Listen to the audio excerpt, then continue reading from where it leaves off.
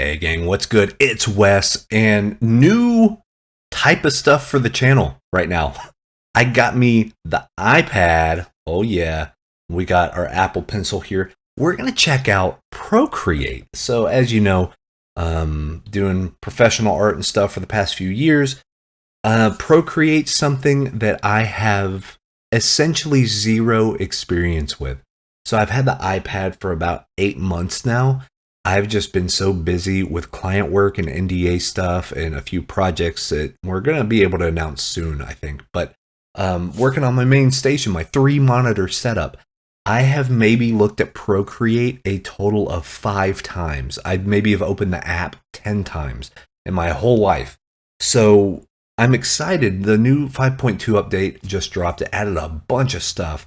Yeah, 3D model, like draw on stuff, and they've added some cool features like the recent brush tool. There's a whole list of features. I'm going to link to the Procreate website, or basically the App Store, I guess. It's on iOS devices.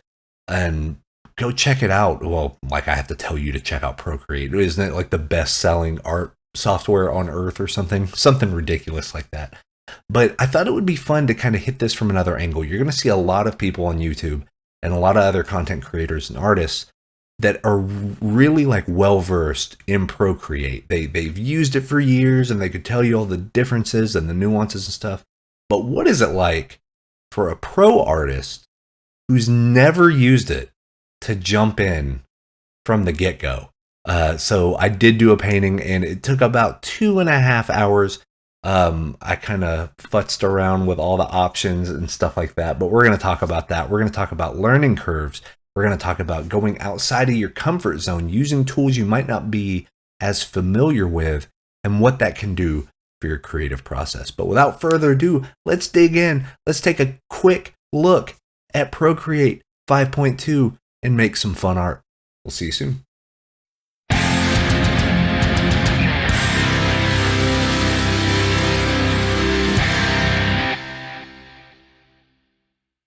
All right, here we go. So Procreate 5.2.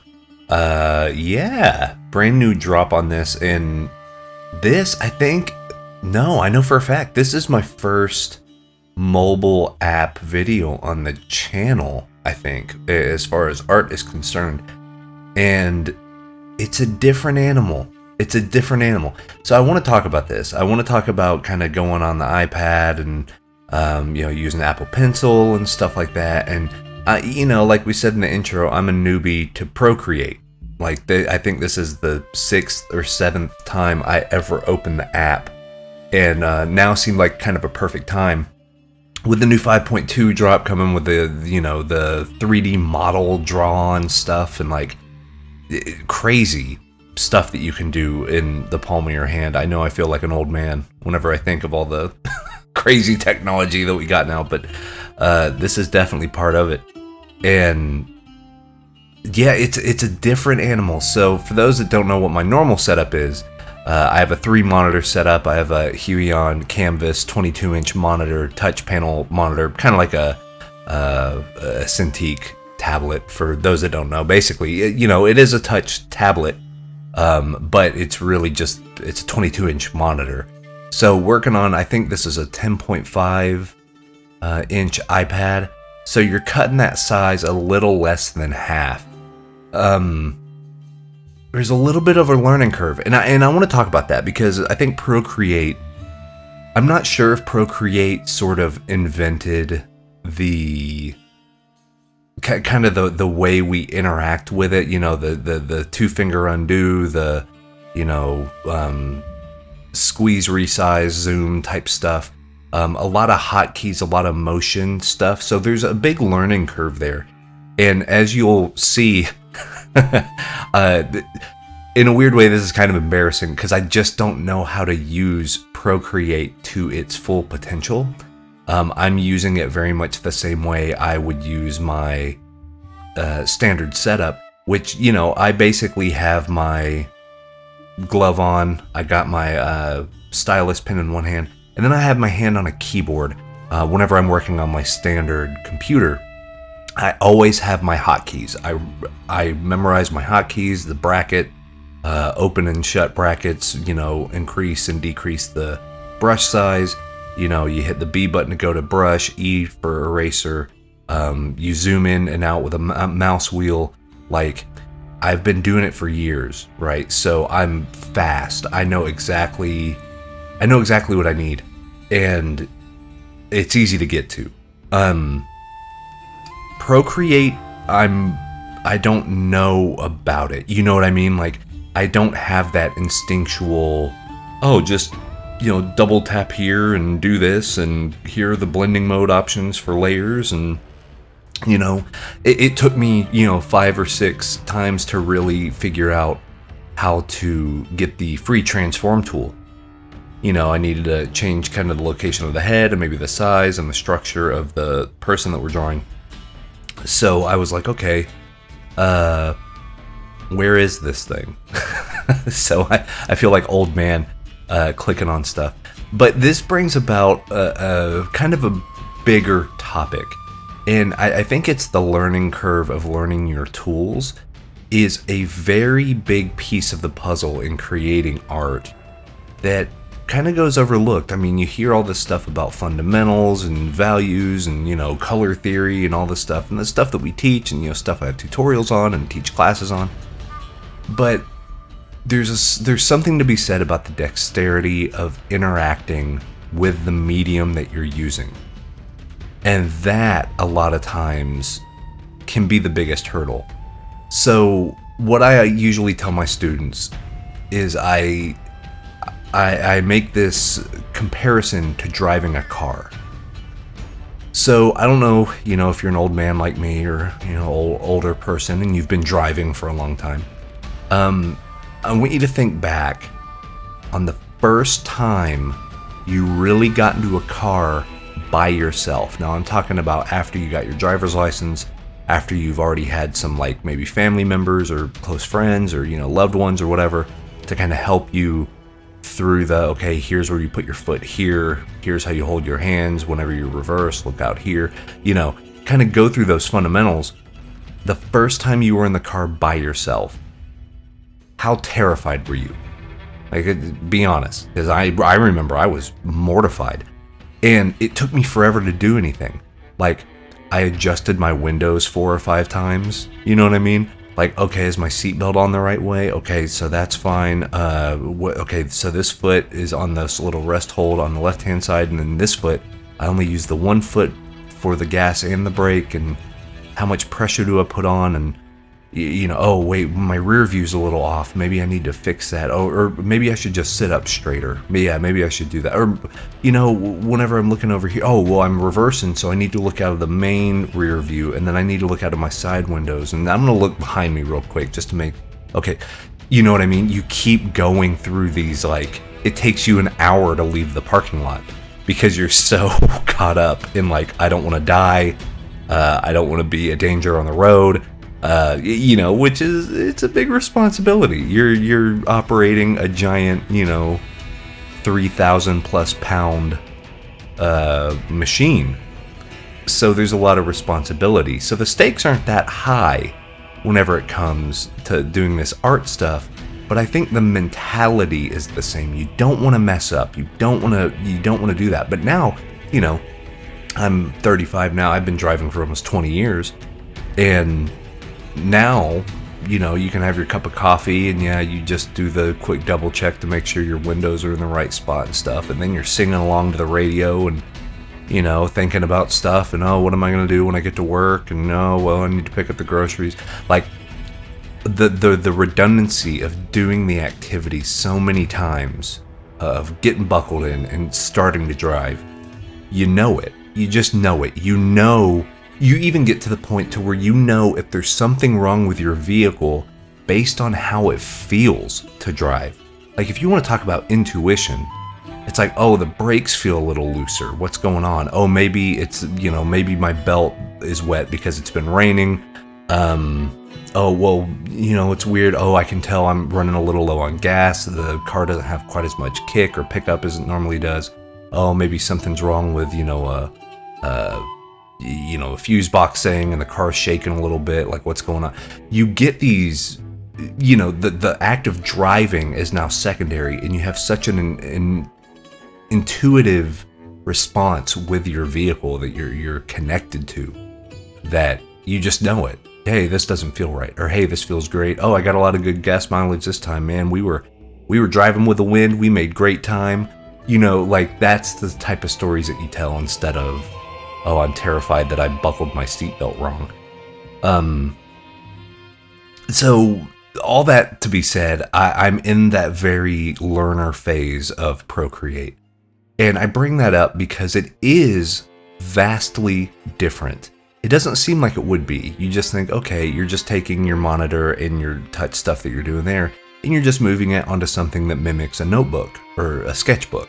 It's in the palm of your hand. You can kind of do all that stuff, sit with it, be on the couch, and, just kind of like doodling around.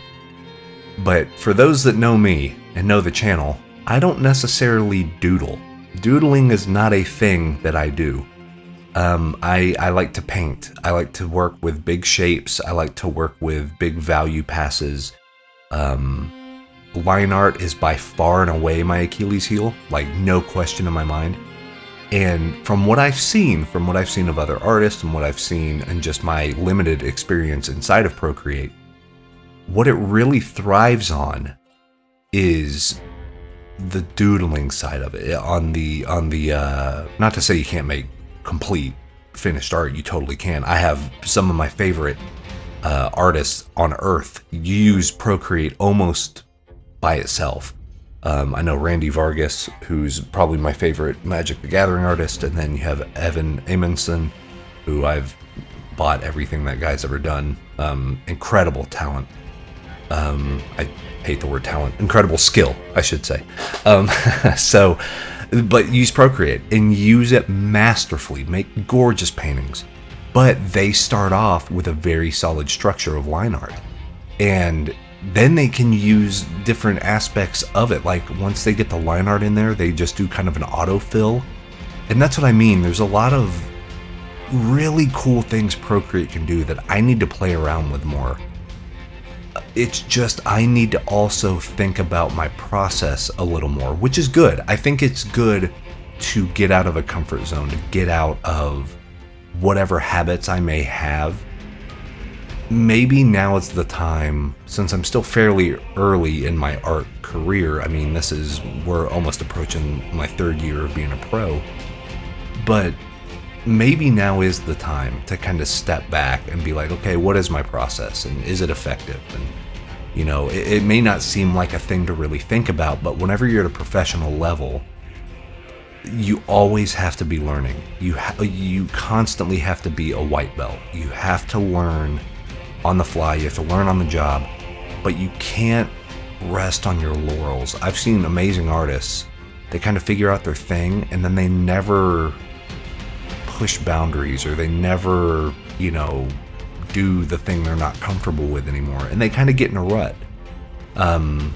It might pay the bills, and hey, fantastic. But for me, part of the reason why I love art and I wanted to do it professionally is the challenge of it.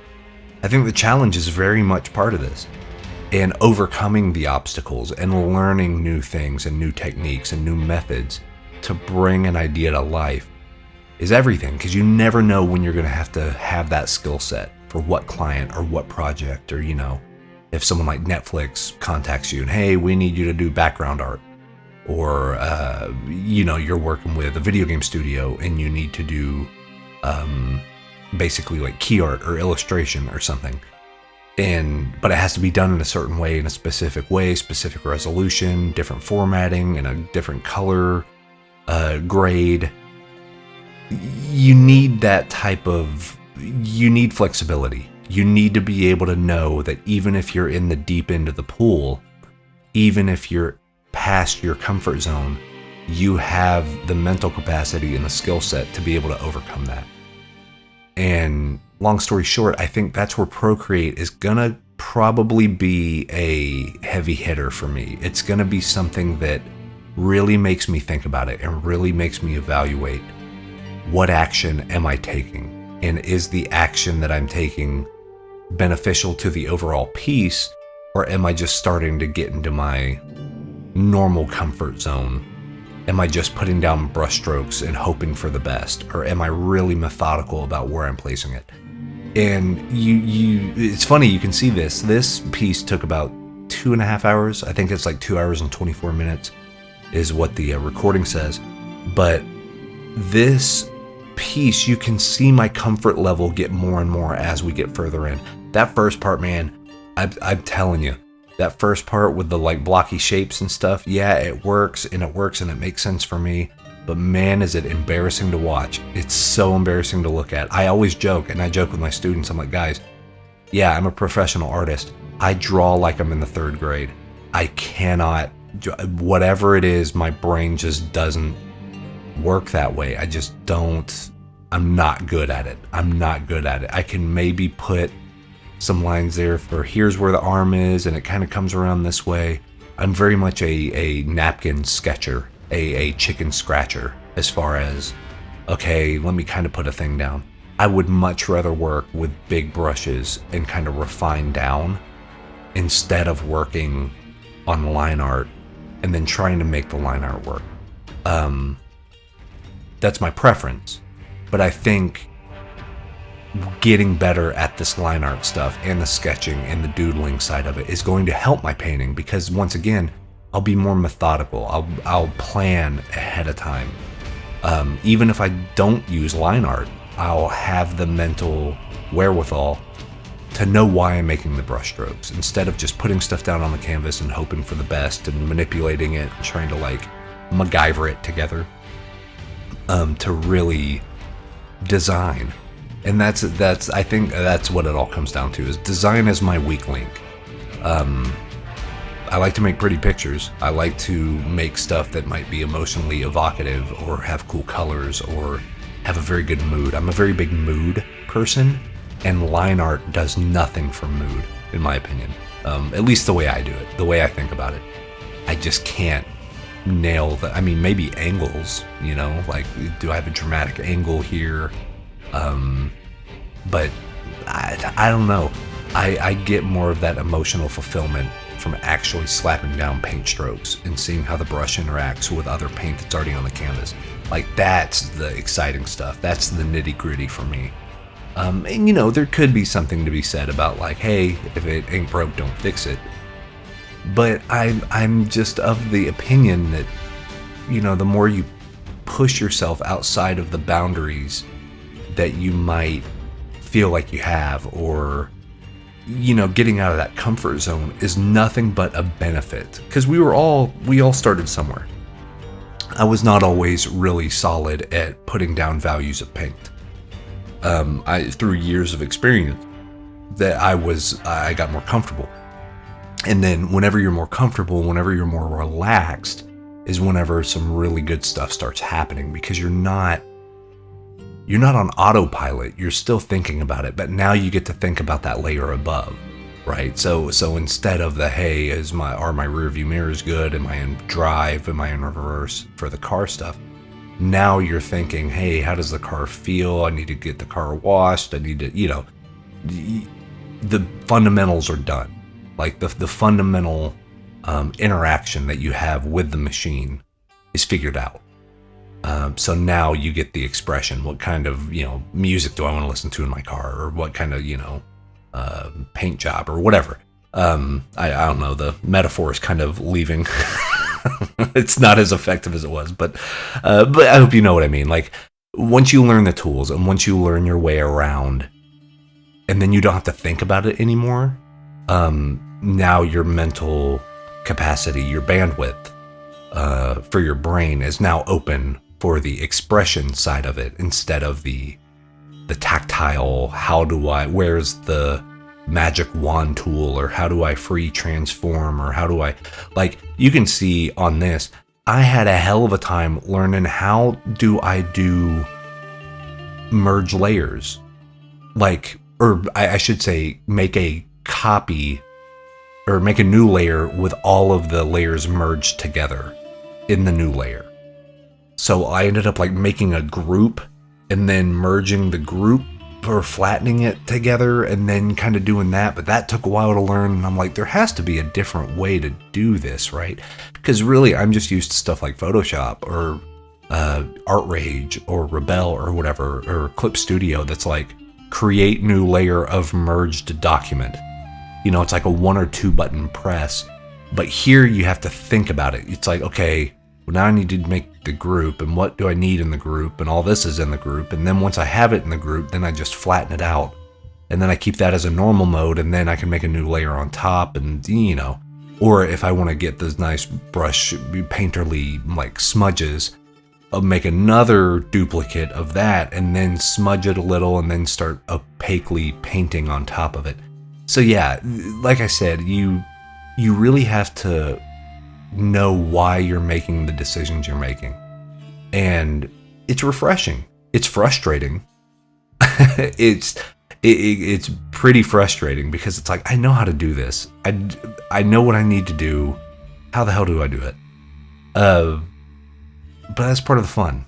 I think, you know, and who knows, if I get super good at Procreate, that might be my main thing. I'm just so well versed in the 3 monitor setup and all this stuff recorded, and you know what I mean? Like, it's comfort food for me. But expanding the horizons is good. But overall, some of my thoughts on Procreate, no way can I give it a review because I don't know how to use it. Like, it is intuitive. So it's not because of the program, it's because of me. I just have not learned it yet. I think it would be only fair to wait for like a full review of like, what do I think about Procreate? The same way I've done like a Krita one and Corel Painter. And by the way, we're going to be doing a new Corel Painter video. I got the 2021 version, so we're going to be looking at that in the next few weeks, I think. Anyway, and there's another mobile app that I have that I've used before that it'll be an interesting topic to, you know, the more time I spend with Procreate, then move over to this other one, this other mobile app. I think it would be fun to kind of compare and contrast what the learning curve is, because I think Procreate has so many options, and a vast majority of those options either I don't use or don't know how to use. And I think once I learn that, once I kind of learn those fundamentals of working with the software, I think my enjoyment will go up. Now, I enjoyed my time in this. Like I said, as I got further in, once I hit like the hour and 30-minute mark-ish, I started finding a groove, and that next hour was pretty fun. I was more thinking about stuff like, oh, what about the kind of the red light on the side, and where would that hit? And you know, oh, and the folds in the cloth, and then a little bit of the armor, and how can I do this? And oh, I should probably put more definition in the hair. I started thinking artistically. I started thinking about what would make the piece cooler to look at and better to look at, instead of what button do I click to make the thing happen, you know? So as I started getting more comfortable, I started enjoying myself more. And I do think that I will use Procreate and the iPad and the Apple Pencil to practice sketching. I have notebooks. I have like, it's funny, I have my mixed media notebook right in front of me. And the type of pencils that I use are mechanical pencils. It's just how I learned to draw. I don't know what it was. I think it's because we could get a whole big box of mechanical pencils for like $2. And then they had erasers built in and stuff. So, I mean, like growing up, that's what we would do is I would get either cheap notebook paper, or like we would get discounts on a computer paper, like in bulk, you know? And people were willing to give up computer paper because it's like, oh yeah, we have reams of this stuff, so here you go. So I learned how to draw by looking at, you know, Spider-Man comic books and then using a mechanical pencil on computer paper. So it's funny in a weird way. That kind of brings back a little bit of the nostalgia of it, of like sitting down and you have the thing in front of you and you have your pencil in your hand and you're just going to draw.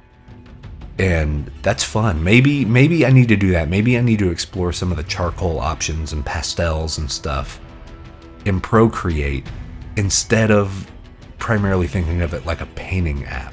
I don't know. That's the thing. We're still so early on in using Procreate that we can really make it whatever we want it to be. And I think that's the power of it. And I think that's a big testament to Procreate. Is the pencils seem great. I especially love the Apple Pencil thing, where if you like tilt it, like to the quote unquote side of the pencil, you get that nice graphite look to it depending on the pencil tool that you have. I think that's amazing. Like, oh my gosh, that's really cool. Yeah, I think there's a lot to it. The fact that this is in a mobile app, and it's really neat. It's, you know, I wouldn't quite say there's like a weird honeymoon period or something, because once again, it's it's frustrating because I just don't know how to use the thing. My old manness is happening. And I'm like, you dang kids with your iPads and your machines that do art. But that's on me. You know, I just got to put in the time. I got to put in some dedication. I have to really study, maybe watch some tutorial videos, look at some of the options. I love that it auto records time lapses quick so I can share them on social media. I don't think I'll be making portfolio quality work anytime soon on Procreate. Not because Procreate can't do it. It totally can. It's just I'm not at that skill set yet with the program to be able to dedicate that kind of time. And the amount of time it would take me to make something in Procreate for the portfolio, I could do it in 1/5 the time on my standard setup, just because I know my shortcut keys. I know, you know what I mean? Like, the workflow is so much faster working in a clip studio or Photoshop or whatever, just because I know them. I know them instinctively. And I hope to get that way with Procreate. But yeah, there's a lot of these options. Apparently, the recent brush tool is brand new, which I did use quite a few times on this. So hey, great job, Procreate, putting that in there. I know a lot of people were really happy to see that. But yeah, the drawing on 3D models and stuff, I don't know if you can you sculpt stuff, or can you only just import it? I don't know, because I have a copy of ZBrush staring at me as well. I need to learn that. Talk about another deep ocean of knowledge that I have no idea what to do with. ZBrush is another one. But yeah, I'm liking Procreate. I don't love it yet, but that's on me. You know what I mean? Like, I think there is something. I think there's going to be an aha moment. I think I'm going to find out what I really love to do in this program, and then just off to the races. But I'm not there yet, so I'm still in that kind of hard-headed, this program is not going to get the better of me defense mechanism aspect of using Procreate. But we'll get there. Let me know in the comments, what should I maybe focus on? Like, what's something that helped you in Procreate? Like, learning this, it's a whole new language, it feels like. So what are some of the things that really helped you out? Were there certain videos that you watched that really like nailed down some of those fundamentals, or was there a project that you worked on that just made it all make sense? Just help me. Help an old man, an old grizzled veteran. Help me figure out what these young kids are liking about the Procreate, because, you know, I do dig it. I think it's amazing. And for $10, man, unbelievable value. What? Are you kidding me? Great price on that. It's $10, right? 14? Either way. I've spent way more money on way worse software. I'll put it that way. But that's going to do it for me. Hope you guys found some cool stuff to watch here. Yeah, this is not my best work, I will be the first to admit, but as you can see, I started getting a little more comfortable. We started getting into more of the thick painterly brushes, and I started feeling more and more like I was back in my natural state, in the place where I thrive the best. So we're going to be playing a lot more with Procreate. Let me know what you think of this format.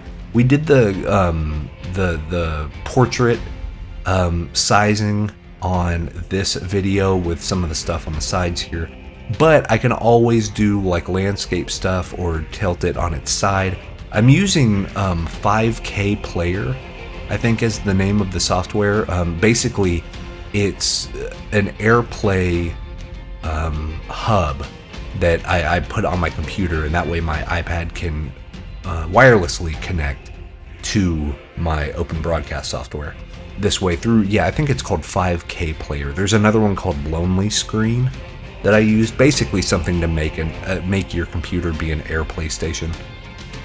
But yeah, I'm liking that, man. That's a really cool thing. It really opens up a lot of opportunities here. But yeah, let me know what you think about the format. And yeah, definitely let me know what you think about Procreate. Like I said, there is another mobile app I do want to look at in the next few weeks.